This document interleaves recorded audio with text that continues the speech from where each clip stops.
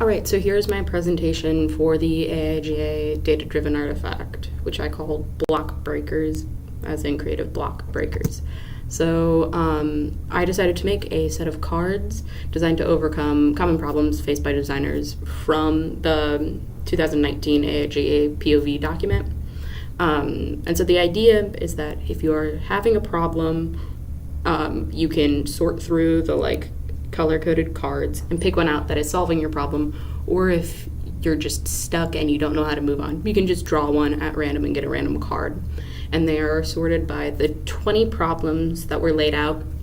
They're all color-coded, and I believe I have 56 cards in total.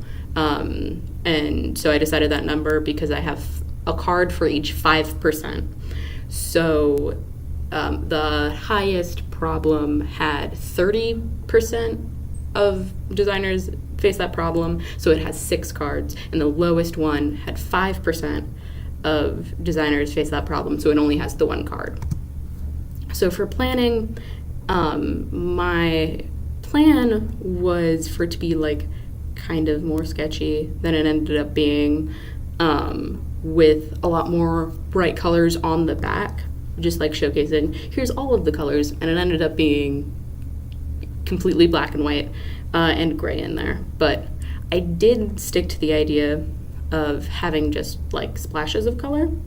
So on the front it's just the 1 color card, and then there's the black and white, based off the games Chicory and Suspicion, which I was looking at, which are both black and white games that have little bits of color in them. And for my sketches, I didn't end up going with any of them. I'll get into it later. I was struggling. So for critique 1, I decided to have a black outline on all of my cards because I was looking at different playing cards and they had white outlines. And so I'm like, I want to have a white background. Or for some of these, I wanted to have a white background.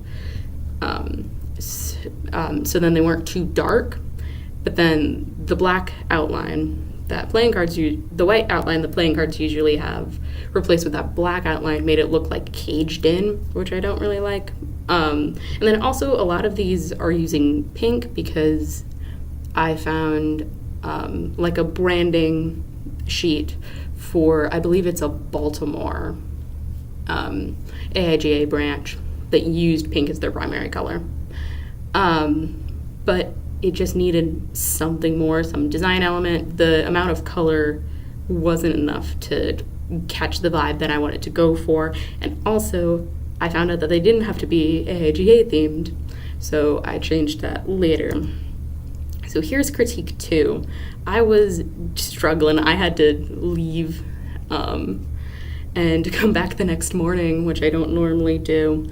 And so some of these are unchanged from the first critique. Some of them I changed a little bit, I made the black outline white on the squiggly one and the one with all the lines. But then I also started using those designery textures. There's a perspective one in the middle that has a dotted background. You can't really see it in this picture, but it's dotted paper.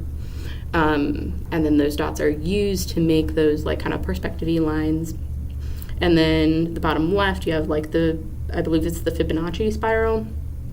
And then on the right, you can see what I ended up going with that gray and white, transparent texture that you see in Photoshop. So that's what I decided to carry on with into critique 3, which I felt so much better going into. I made a flat version of the box that isn't shown here. And then I got all of the content in my cards, except for the business one, which I was having trouble with.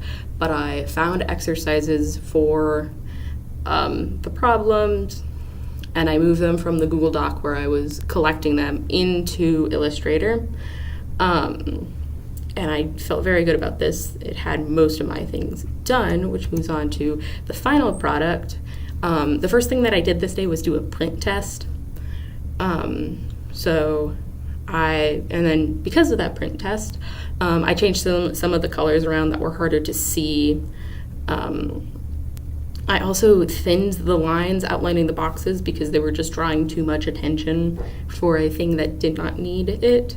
I also made the gray in that transparent texture. I believe before that it was like a 50% gray, and I dropped it down. And then I also made a back to the box that had a barcode description and picture of the cards. So if you saw it in a store, you would be able to look at it and figure out what it was, rather than it just saying block breakers and that's it. So I made that bottom to the card, and I think that they turned out very well. Here's the final project of them. On the left, you can see all of the individual cards.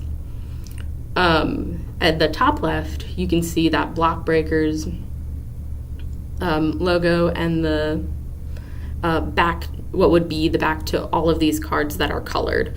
And then in the bottom right of all of those cards, you can see 6 cards that don't have a color on them. And the idea with those would be that those would pair up and be double-sided. That would explain the cards and then break down what each of the symbols and problems were, as well as the percentage of responses from that AIGA survey. What percentage of responses gave that problem as one that they faced. And then on the right, you can see the flat version of the box.